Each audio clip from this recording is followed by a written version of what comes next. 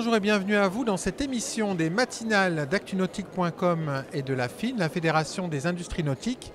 Je reçois aujourd'hui Yves Lioncan, président de la FIN, pour traiter d'un sujet qui est très intéressant, le résultat d'une étude sur les attentes des futurs plaisanciers dont les résultats sont assez étonnants, ma foi.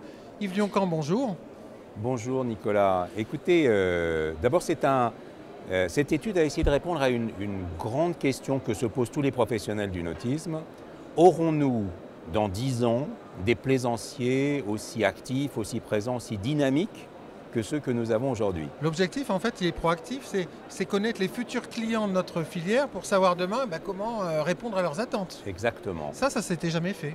Non, ça s'était jamais fait. Alors c'est une étude qu'on a conduite en collaboration avec la Fondation Beneteau. Entre la FIN et la Fondation. Voilà, donc on a missionné 6 étudiants qui ont parcouru les côtes de France pendant tout cet été avec un questionnaire très complet, 45 minutes d'entretien avec des gens individuels, avec des jeunes. 1200 personnes 1200 personnes. Donc un échantillon un bel échantillon représentatif et des gens dont il était surtout essentiel que, ils aient moins de 45 ans, donc essentiellement des gens entre 20 et 30 ans pour la moitié, et d'autre part, il était essentiel qu'ils ne soient pas propriétaires de bateaux, simplement qu'ils aient à parler de leurs activités nautiques et de leur imaginaire futur. D'accord, pour savoir ce qui demain leur permettrait de devenir plaisancier à propriétaire d'un bateau, par exemple. Exactement, exactement.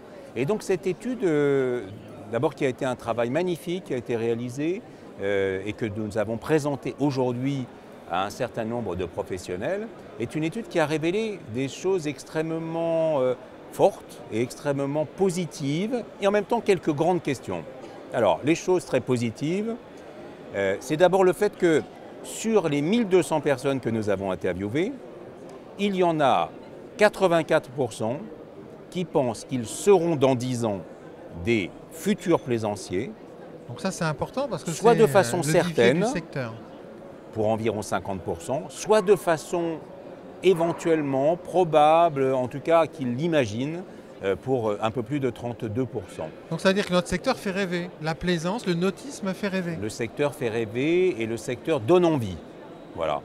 La deuxième chose qui était très intéressante, c'est que parmi ces 84% de gens qui ont envie, sont d'ores et déjà décidés, la moitié imagine une pratique intensive de la plaisance. Qu'est-ce que vous entendez par intensif ? Ça veut dire tous les week-ends, passer leurs vacances sur leur bateau, partir faire un voyage. Donc vraiment, des gens très investis. Très investis, très passionnés. 50%. Voilà. Alors bien sûr, il y en avait aussi la moitié, l'autre moitié qui était plus hédoniste, plus désireux de partir faire une croisière familiale, une semaine, 15 jours l'été. Bon. Voilà, donc ça c'était une deuxième tonalité qui était très importante. Une pratique aussi à peu près à 40-45% pour la voile, un peu moins pour le moteur, mais c'est aussi normal. Oui, parce que c'est ce qu'on retrouve dans la filière, on rentre souvent par la voile et l'âge aidant, on passe au moteur. Voilà. Et puis pour une deuxième considération, qui est évidemment une considération centrale pour toutes ces personnes jeunes. Le coût ? Le coût. La voile est un accès naturel, beaucoup moins coûteux en achat, moins coûteux en entretien, moins coûteux en énergie. Donc aller passer 3 semaines, un mois sur les côtes croates ou sur les côtes grecques sur un petit voilier de 30 pieds, c'est quelque chose qui est à la portée de beaucoup de gens. Voilà. Sur un bateau donc le coût qui est un élément important. Et je viens aux 2 autres enseignements de cette enquête, parce qu'une fois qu'on est surpris par l'enthousiasme des nouvelles générations et l'envie, on leur a demandé quels étaient les obstacles, quels étaient les freins qu'ils pouvaient rencontrer. Et là, à notre surprise, le principal obstacle qu'ils ont cité, à 48% des personnes interrogées, c'est les services portuaires. C'est pas les prix? Non. Parce que nous, dans la filière, l'idée qu'on se fait en règle générale du frein, c'est le prix. Alors, soyons honnêtes, dans le service portuaire, il y a le coût du service portuaire. D'accord. Le coût de la place de port, le coût des services portuaires, donc ça fait partie des coûts. Mais il y a aussi la disponibilité, ça on le savait, Il y a aussi l'absence de service, le fait que les ports de plaisance ne s'adressent pas aux futurs plaisanciers.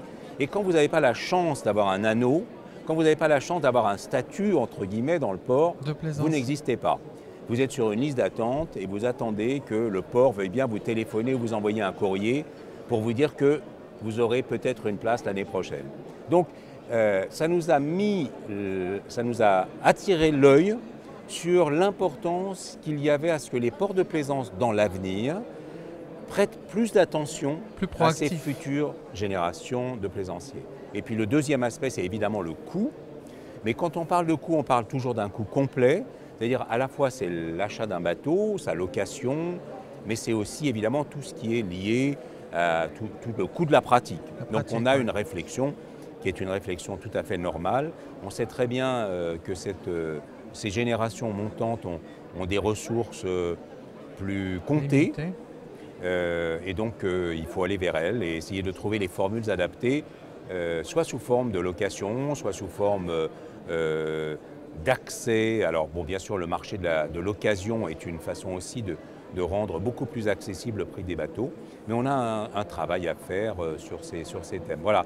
Donc, en gros, une enquête, si vous voulez, qui était assez enthousiasmante et en même temps qui attire l'exigence sur des points de travail. On ne s'attendait pas forcément. Voilà, auquel on ne s'attendait pas. Point de travail, justement, Next Step, une étude c'est bien, mais alors concrètement derrière, quelles sont les prochaines étapes?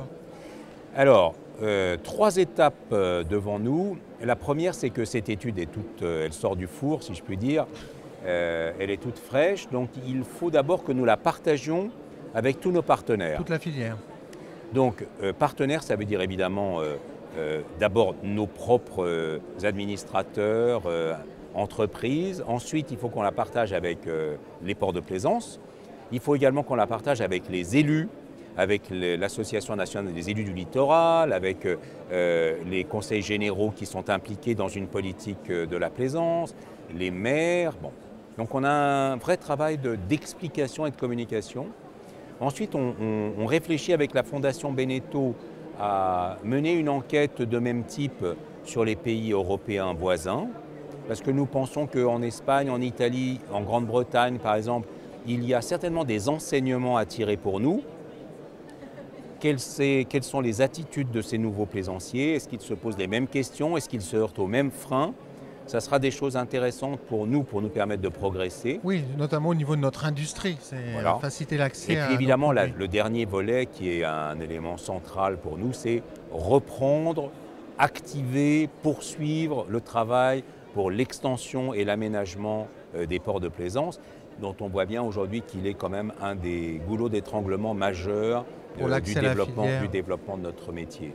Donc de belles pistes de développement pour une étude proactive qui est unique et qui mérite d'être développée en Europe.